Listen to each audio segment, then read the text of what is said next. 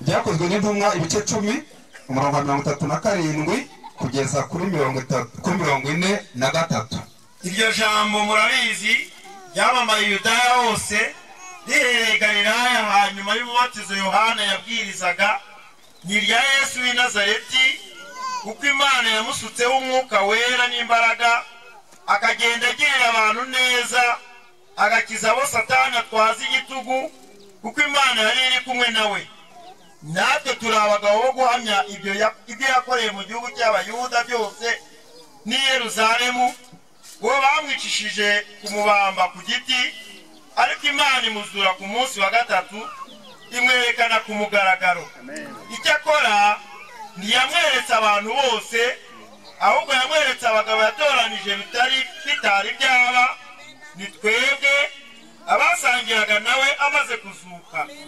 Aduteka kubwiriza abantu no guhamya ko ari we Imana yategetse kuba umucamanza w'abazima n'abapfuye. Abahanuzi bose baramuhamije, bavuga yuko umwizera wese azababarirwa ibyaha kubw'izina rye. Amen. Amen. Amen. Ntabwo ntinda cyane ari amagambo nubwo tutahereye haruguru cyane, ni amagambo Petero yavuze yagiye ku mugabo umwe witwa Koruneliyo. Yari umukuru w'abasirikare ukomeye, noneho ariko ngo akaba muzahasome uwo mugabo witwa Koruneliyo ngo yari umuntu w'umunyedini. Birahanditse ngo yari umuntu w'umunyedini, ngo ariko ari umuntu ngo wubaha Imana ndetse bakayubahana nabo mu rugo rwe bose, ariko ari umunyedini nyine muramwumva. Noneho Bibiliya ikavuga ngo Koruneliyo ngo yari umunyangeso nziza ndetse bakagira n'ubuntu bwinshi, ngo akubaha n'Imana, n'uvuga ngo akagerageza kwitonda, akagerageza kudakora ibyaha, agafasha n'abantu, ndetse ngo n'abantu abana n'abasirikare nabo bakabatoza izo ngeso, nabo mu rugo rwe bose akabatoza izo ngeso. Noneho igihe kimwe ngo hari saa 9 ngo ari gusenga ngo abona marayika araje.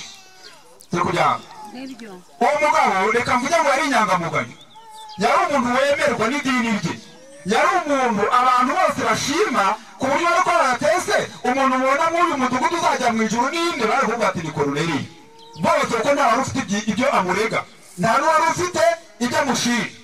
Noneho ngo marayika araza aramusanga ari saa 9 ngo arabona ngo arerekwa, niko handitse yaranerekwa ngo birumvikana nyine.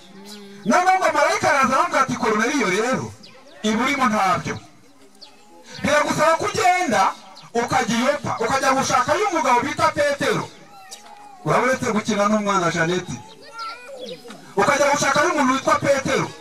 Uwo nguwo ngo niwe uzakubwira ibizagukizanya n'abo mu rugo rwawe.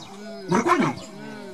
Kumbi sizamunyumvishe neza, ngo niwe uzamubwira ibizamukizanya n'abo mu rugo rwe. Kumbi Koruneliyo ari umunyamasengesho udakijijwe. Muri kubyumva? Yagiraga ingeso nziza kumba adakijijwe.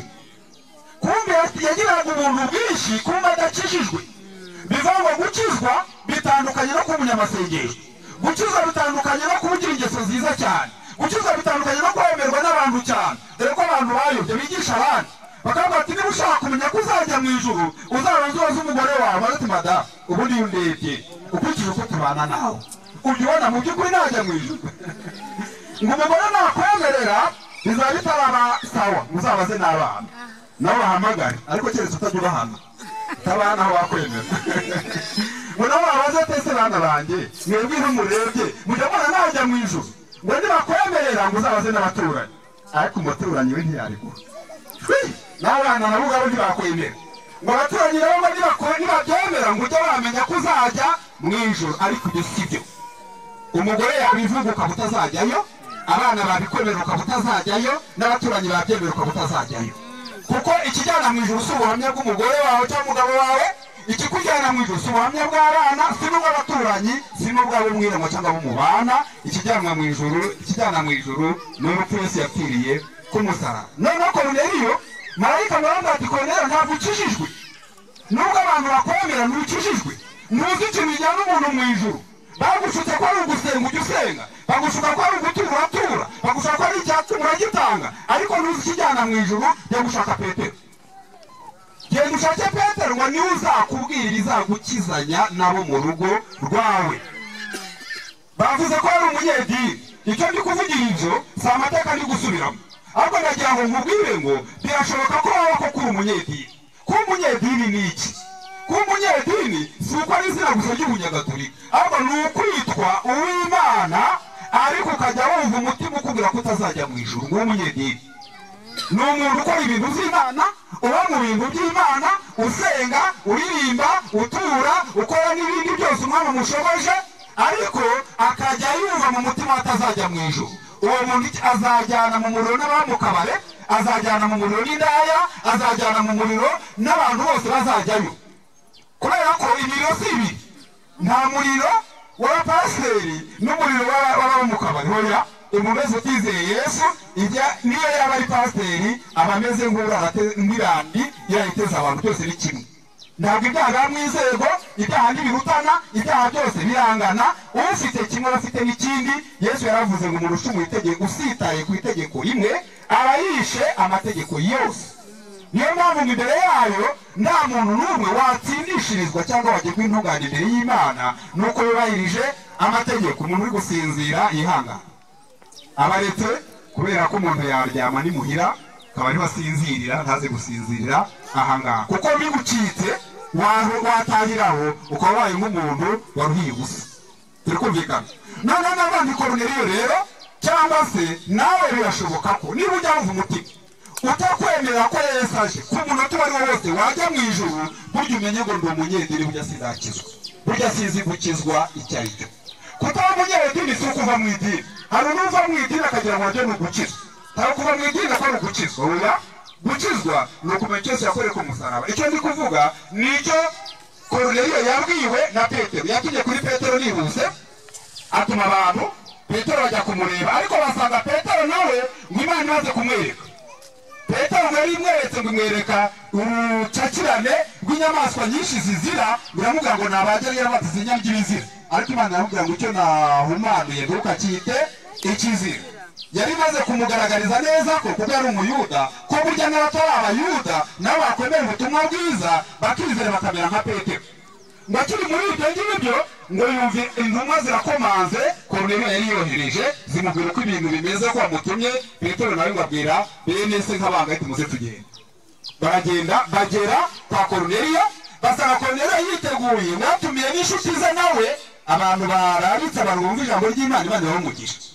Kubera ko inkuru umuntu yamenye birakwiye ngo umuntu ayimenyeshe abandi, kuko abantu bararindagiye bibaza uburyo bajya mu ijuru byarabayobeye, babariye amafaranga bayabamazeho, bababajije mu gihuru, babarusha imiruro itandukanye, bibwira ko ibyo byabajyana mu ijuru. Ntabwo ari ibyo, ntabwo ujya kujyana mu ijuru.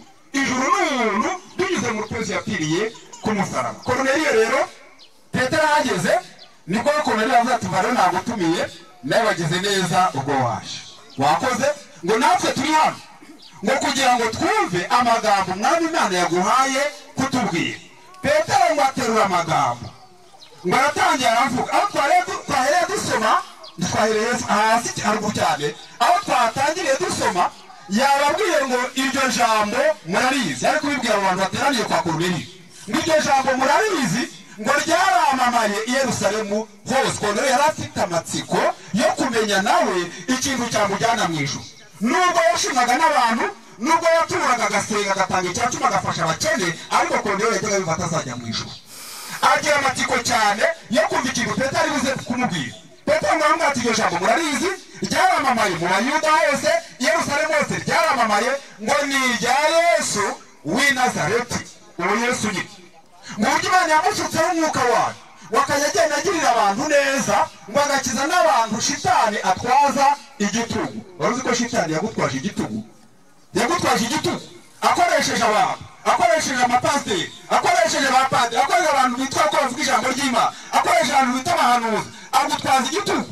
Umuntu azakubwira ati uyu munsi nturara, nudasenga iminsi 3 urapfuye, birarangiye, ukarara umutima uhagaze. Kandi ngo ni umuntu w'Imana mwavuganye. Nyamara ubutumwa bwiza Imana yohereje kuba ari mwisi, ngo ni ubutumwa bwiza bw'amahoro. Ni ubutumwa umuntu yumva umutima ukaruhuka, ni ubutumwa umuntu yumva umutima ugatekana. Petero aravuga ngo Imana yasutse Yesu umwuka wayo kugira ngo akize abantu shitani atwaza igitugu. icyazanye Yesu mu isi ni ukugira ngo agukure muri ubwo buca, agukure muri icyo gitugu, kubera ko umutima wawe ntutuza, ntujya uguma hamwe, uhora wumva uzarimbuka. Bakubwiye ibyo ugomba gukora byose wabikora, ariko uba n'ubundi uzarimbuka. Ariko birakwiye ngo umenye ko hari icyazanye Yesu mu isi kugira ngo nawe ubone ubugingo buhoraho uzajye mu ijuru. Simvuga byinshi, simbitindaho cyane, ariko mwumvishe ko Petero ngo yarababwiye ngo uwo nguwo Yesu Kristo ngo abantu baramwishe baramuhamba ku musaraba, ababwira iby'urupfu rwa Yesu. Nta butumwa bwiza butavuga urupfu rwa Yesu, nta jambo ry'Imana ritari mu rupfu rwa Yesu ntaryo, kuko ibindi byose bitari urupfu rwa Yesu ntacyo bimaze, ntabwo ari ijambo ry'Imana. Nubwo umuntu yaba yabisomye muri Bibiliya ngo baramwishe bamuhamba ku musaraba, ngo ariko Imana iramuzura ku munsi wa gatatu. Abavuze kuzuka kwa Kristo nibwo butumwa bwe, no kumenya ngo hari urupfu rwa Yesu. Ese Yesu yapfuye azize iki? Umuntu wese umaje yakubwira ngo yazize ibyaha byacu, ariko ndagira ngo ubigire ku giti cyawe. Ese Yesu niba wazize ibyaha byawe wagombye kubyumva neza, ukamenya ko Yesu ibyaha byawe ari byo byamwishe. Ntiyagomba gupfa ko nta cyaha yari yakoze, ahubwo yigeretseho ibyaha byawe. Ibyaha byinshi arabihanirwa kugira ngo utazabihanirwa. Icyo ni ikintu ugomba kumva neza. Niba uvuga ngo Yesu yarapfiriye, ujye ubivuga nk'ubyumva nyine. Yarahanwe kugira ngo utazahanwa, aricwa kugira ngo Imana itazakwica igora ibyaha byawe, ahubwo apfa urupfu wagombaga gupfa, ahanwa igihano wagombaga guhanwa. Ngo baramwishe, ngo ariko ku munsi wa gatatu Imana iramuzura. Birikana ko Yesu yazukiye kugira ngo tugirwe intungane. Burya uvuze ngo Yesu yarazutse ukaba wumva utari intungane, burya ntuba uvuze kuzuka kwa Yesu, ntuba uvuze ko Yesu atigeze azuka vuba. Kuko niba yarazutse yazukiye kugira ngo ube intungane, ariko umuntu aba intungane imbere y'Imana. Abazwa no gutungana kwa Kristo sindinda. Petero akomeza arababwira ngo ibyo ngibyo ngo Imana imaze kumuzura ngo yamweretse abantu, ngo ariko ntiyamwereka abantu bose. Muri kubona ko itamweretse abantu bose? Ntabwo abantu bose bamenye ko Yesu yazutse. Ngombwa ngo hari abantu ngo Imana yari yatoranije ngo bari bimwereka. Turkujya kumbi kumenya ibya Kristo bisa kubitoranyirizwa n'Imana, ikabigutoranyiriza akaba ariyo yonyine ibikwereka. Ngo yamweretse abantu bose, ngo yamweretse abagabo yatoranije, ngo ndetse ni Petero wivugaga n'abandi, ngo ndetse bo ngo basangiye nawe amaze kuzuka. Ngo niyo mpamvu ngo baba abagabo bo guhamya kuzuka kwa Kristo. Nta muntu wemerewe kuvuga ijambo ry'Imana ataraba intungane imbere y'Imana. Nta muntu wemerewe gukorera Imana ataraba intungane imbere y'Imana. Nta muntu wemerewe kujya mu by'Imana ataraba intungane imbere y'Imana.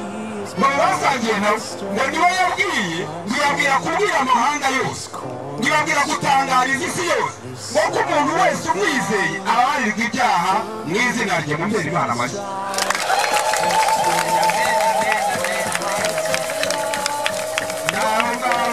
Naho ushaka gutinda, ngo umuntu wese umwizeye ababarirwa ibyaha mu izina rye. Ntabwo imbabazi z'ibyaha zikomoka muri penetensiya, ntabwo penetensiya yamukuraho ibyaha, ntibishoboka, kubera ko uyiguha nawe ni umunyabyaha. Umuntu ukubwira ngo arakubabarira ibyaha, kurya Imana tezawe ntabyo ufite, yabati nanjye ndabifite. Ntabugeze hano apata ariko pata ko penetensiya ujya uyisaba nde? Barambwira ngo natwe tujya tubisabana. Yahise abivamo, abandi burya ntabyo. We yarazi ko Padiri atagira icyaha, ntabwo kwibwira ko atagira icyaha, niyo mpamvu ababarira ibyaha bikemera. Amaze kumenya ko Padiri ajya abikora, abandi burya ntabyo, ahita arabyihorera, asanga muri byose ari ikintu. Nari nishatse kuvuga ngo nta muntu n'umwe ufite uburenganzira bwo kubabarira undi ibyaha. Ntabwo umuntu yagukuraho ibyaha, ahubwo Bibiliya ivuga ko Yesu Kristo ariwe uzakiza abantu be ibyaha byabo. Umunsi Yesu yatiraga ku musaraba niba imbabazi zawe zabonetse. Yesu yahaniwe ibyaha byawe. Ibyo ni byo wizera mu mutima, ukamenya ko ubwo Imana yahannye Yesu, wowe Imana itazaguhana, ukabyizeza umutima wawe. Igihano cy'Imana ugikurwaho n'igihano Imana yahannye Yesu. Nibyo wemera, nibyo wizeza umutima wawe, ukamenya ngo Imana ibyo ntibigombera idini ry'umuntu, ibyo ntibigombera aho umuntu asengera. Ubyizeza umutima, aho niba utuye mu ishyamba ukabyizera utyo, ubabarirwa ibyaha ukemerwa n'Imana. Ukamenya ko urubanza rwawe rwagiye kuri Kristo, ukajya ureka kuririmba gusa ko Yesu yazize ibyaha byawe, kumva umutima wawe. Niba Yesu yarahaniwe ibyaha byawe, emera ko nawe Imana itazaba ikiguhariye. Gukizwa nta gutyo nta kundi gukizwa, ntabwo amafaranga se yatuma ukizwa. Amafaranga baha abantu cyangwa bakoresha ko bahaye Imana atuma wemerwa n'Imana. Yesu niwe ibyaha byawe kugira ngo nubyemera mu mutima wawe nawe wabariwe n'Imana. Ubwo mu yandi magambo bivuga ko imbabazi Imana yazitanze, ahubwo abantu bakabazize kutabimenya.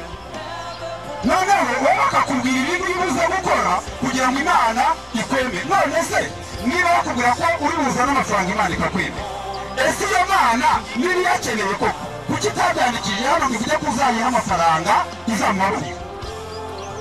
None se uwo nguwo yakwa akavuga ko yakiriye Imana, yakubwira uriya akavuga ati bariya nagenda mubonane, ikubwira ayo ishaka ubihereze, ikibazo mu kiragi. Akugira ku Mana kubera iki? Akugira ku Mana ate ko Imana ari iyawe, ko yakuremye yo yamuremye. Ntabwo Imana icyo ashaka kuba, ntabwo Imana ikeneye amafaranga y'umuntu, ntabwo Imana ikeneye ikintu cyawe, ntabwo Imana ikeneye imyenda yawe, ntabwo Imana ikeneye nta kintu cyawe ikeneye, ahubwo ikeneye ko wemera urupfu Yesu yapfiriye ku musaraba, ko yabaye impongano y'ibyaha byawe, ukabarirwa ibyaha nta kintu na kimwe ukoze, nta kintu na kimwe utanze, ahubwo ni urupfu Imana yagombaga kukwica, yarwishe Yesu kugira ngo wowe utazahanwa n'Imana. Kuvuga gusa ngo Yesu yapfiriye ibyaha byawe ntabwo ubyumva. Niba uvuga ngo yarabipfiriye, niba ukumenya ngo ntabwo Imana izahana kubera ko yahamye Yesu mu mwanya wayo. Nicyo gituma rero yavuze ngo nta wundi agakiza kabonerwamo, kuko nta rindi zina munsi y'ijuru abantu bahaye gukirizwamo bakereka izina rya Yesu. Ntabwo abantu bakirizwa mu izina rya pasiteri, ntabwo ukirizwa mu izina rya padiri, ukirizwa mu izina ry'umuntu ukomeye, ni mu izina rya Yesu. Ni Yesu wemera ibyo yakoze ukaba urakijijwe. Ntabwo no gukiza ari uguhindura idini woye, kuko iyo n'ubundi uva muri rimwe ukagira ngo irindi niryo ryiza, wava muri ukagira ngo nta dini riruta irindi, amadini yose agasa. Ntukirirwe urihindura, niba utararihindura ntushake ko biri mu byo urimo, kuko yose azahurira hamwe. Abantu batakizwe bose bazahurira mu muriro, umuriro ntibazabaza ngo uwo muri iyo dini ngo gushakira icyawe cyumba kiryana buhoro. Nata umuriro abantu bazawusangira, abantu batizeye Yesu Kristo. Kimwe no mu ijuru nta byumba ntabwo bibaye. Abizeye Kristo nibo bonyine bazaba mu ijuru. Kwizera iki? Icyo ni kuvuga nyine nicyo umuntu yizera, wizera ko igihano Imana yagomba kurwanya gihannye Yesu Kristo, ukamenya ngo gutungana kwa Kristo arakuguha, nawe kugahinduka ukwawe, ugahinduka intungane imbere y'Imana wambaye gutungana kwa Kristo kutari ukwawe.